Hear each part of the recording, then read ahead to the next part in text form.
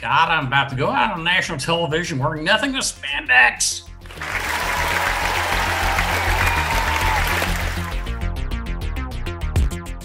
I'm Jay Maynard. I'm a computer geek from Texas. Been a computer geek forever. Been different kinds of geek. But I got myself known on the internet for making and wearing a costume like the ones from the original movie Tron.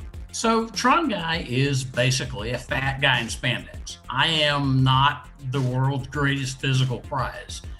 And the original movie Tron, the costumes were all skin tight. And I decided that that's what I need to do when I went to make a costume for the movie. And I published a website about how I did it. And that became fodder for internet memes about computer geeks doing computer geek kind of things. People are always saying, I'm one of the fathers of internet memehood. And that feels kind of weird to me.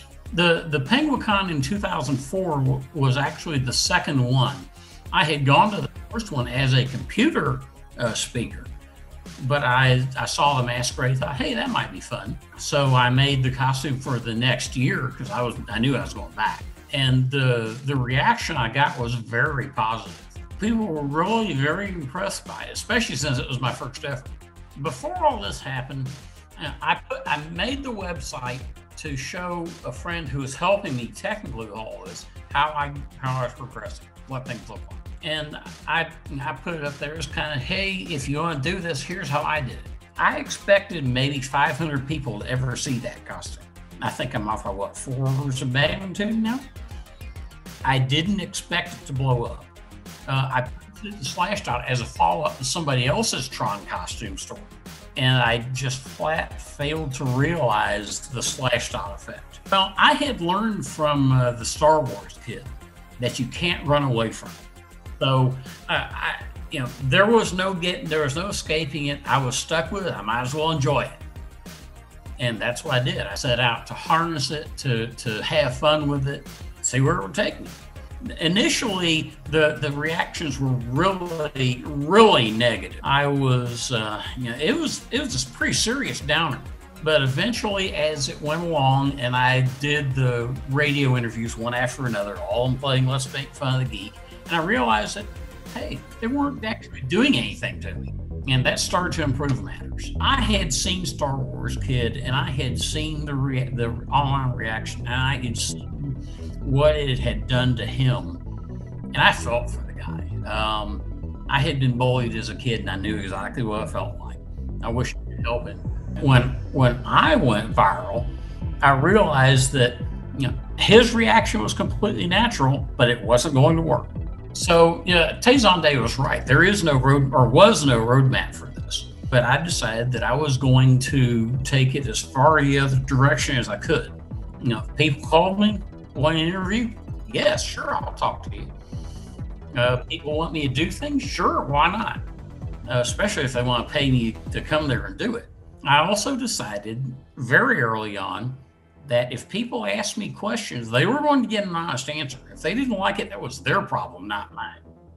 Well, it also helps that, the Star Wars kid was 15, 16? I was 43, so I had the benefit of some experience. Doing Jimmy Kimmel Live was a blast. The first time I was out on a business trip, and they actually didn't call me. I guess I couldn't find my phone number or something. They went and told the lady I bought the unitard from, said, here, can you pass along our request? So I called them back and said, yeah, let's do it. And they flew me out there and sent a limo to the airport to pick me up and put me up in a nice hotel and generally treated me like I was somebody important. There was a lot of preparation beforehand. The taping started at 7 or 8 p.m. I was in the studio at 2, doing things like going out there and seeing how the lighting worked and interacted with the lights in the costume. Getting down backstage is a long, involved trip through lots of different things. And we finally got to the point where I was standing right where you come out, and I have a moment of, oh my God, I'm about to go out on national television wearing nothing but spandex. And it took me a few seconds to fight that off as they were playing the Tron theme. And the director motions me out, and I go out. And from there, literally everything just flowed. The audience applauded, the music swelled. I got motioned over to the seat by Jimmy. If you watch that segment, you can tell at first Jimmy was going to play Let's Make Fun of the Geek. You know, he asked me questions and I gave him straight answers. And by halfway through, you can see him shift gears and become more sympathetic, ask more reasonable questions. True or false, you've never made sweet, sweet love to a human woman? Well, that's you out of your outfit, which I don't know if we should show because your enemies could find you. And then Jimmy Kimmel Live, at least at the time, probably still is taped in real time.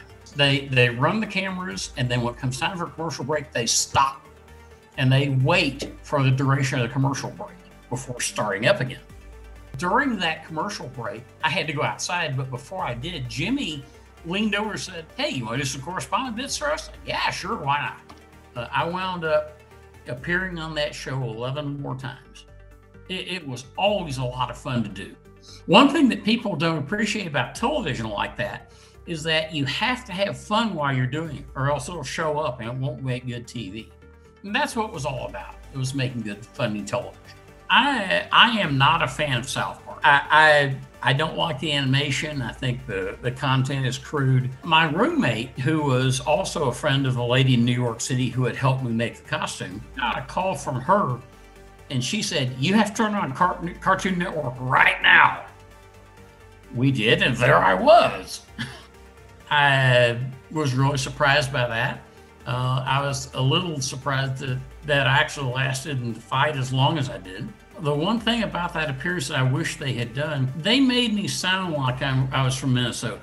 Oh, please. Laughing Baby had 4 times as many views as you. Now, anybody who listens to me for any length of time knows that I don't sound like I'm from Minnesota, do I?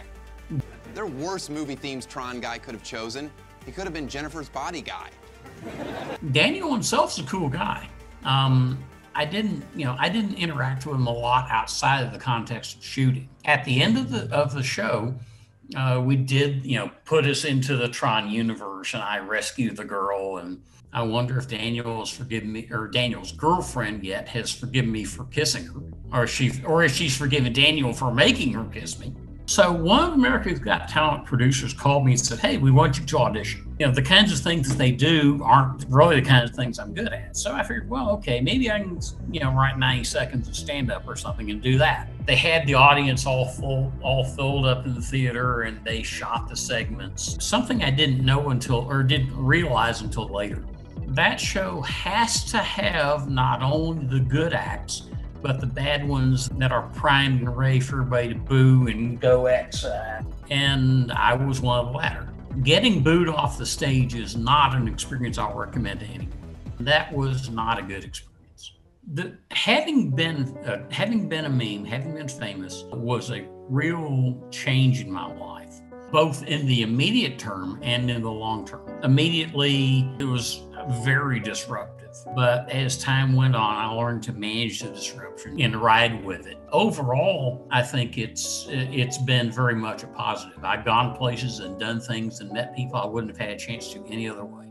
Overall, I enjoyed it. I mean, part of it was, hey, wow, I'm still famous. But part of it was seeing what other people did with it. And for the most part, it was stuff that I liked to see. There were some out there that kind of over-exaggerated my overweightness.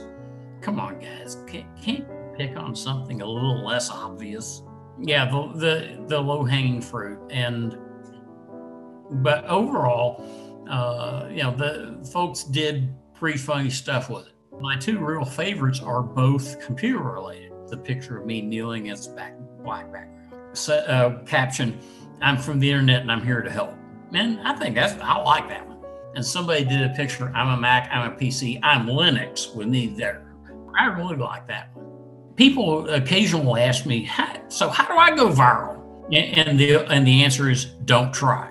But to people who find themselves in that situation, the only thing I can say is grab it, own it, enjoy it. Otherwise, you'll spend the rest of your life asking yourself, what if?